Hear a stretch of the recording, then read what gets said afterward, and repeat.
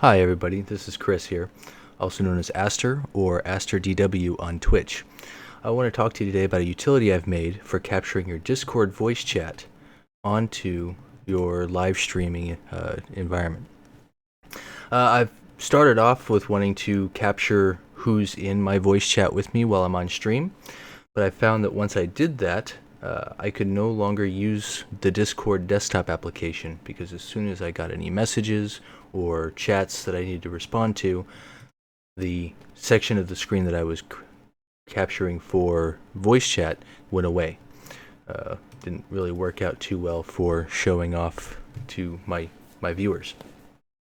So what I did is I've written an application which will give us a couple of host windows so that we can capture the Discord game overlays instead. And we can then use those as a game capture inside of OBS or XSplit or whatever streaming software you're using to display that out to the stream. And the game overlays stay static. They don't bounce around as you use the desktop application. If you download my application, the Discord overlay host zip file, and extract that into a folder here, you can then open the Discord overlay host application. I have that set for that. I had it set to automatically open my host window here. But this gives me a couple of options.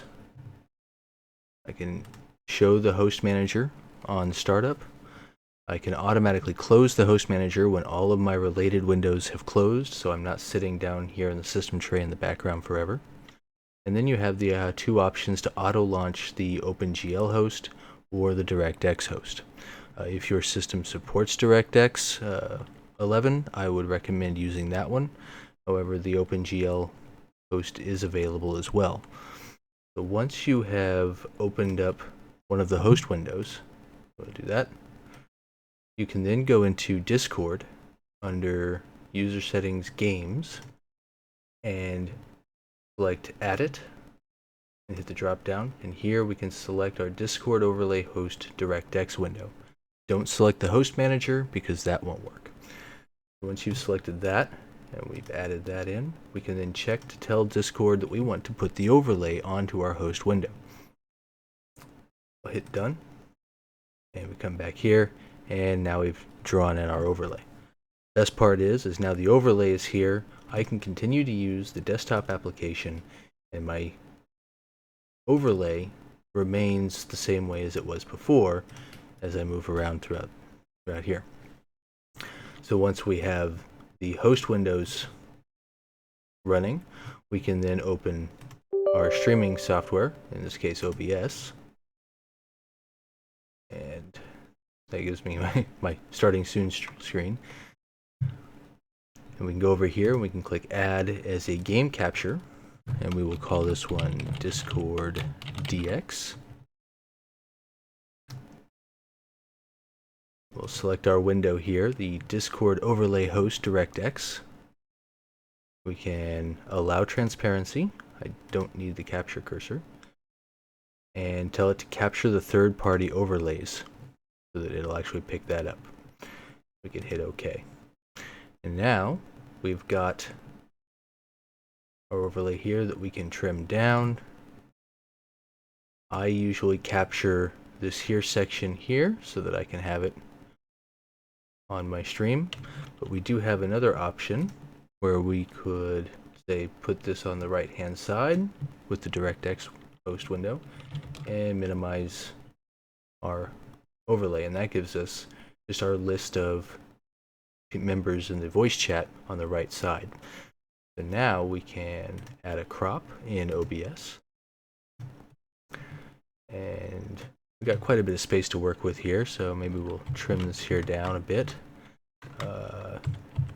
Oops, too far. Let's say 40. 40 looks good.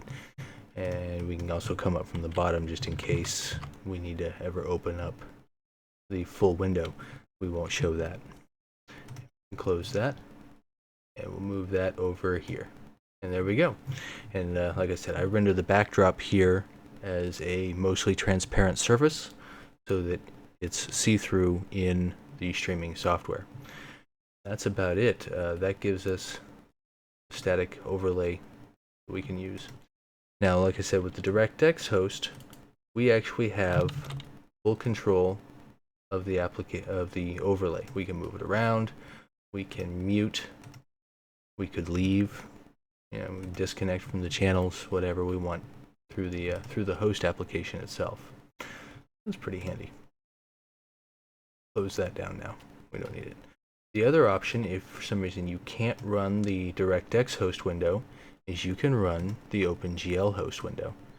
Now, the downside with the OpenGL host window is right now it does not actually support the interactivity that the DirectX window does. It just doesn't respond as well. But you can add it in the same way. Tell it, do we want to put the overlay on it? And there we go. Got that. And we can actually run both of our host windows at the exact same time.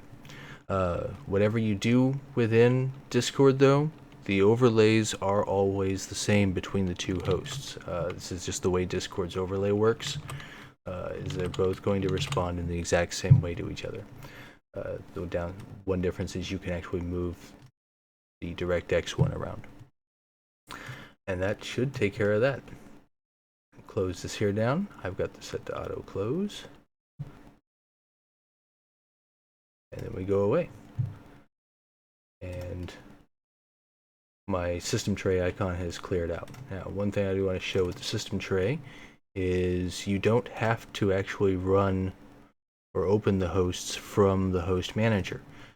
If you have it just set to go to the system tray without showing, you can right click here. It'll show you whatever host is currently open, or you could launch a new host window from here, or you could bring up the configuration window from here.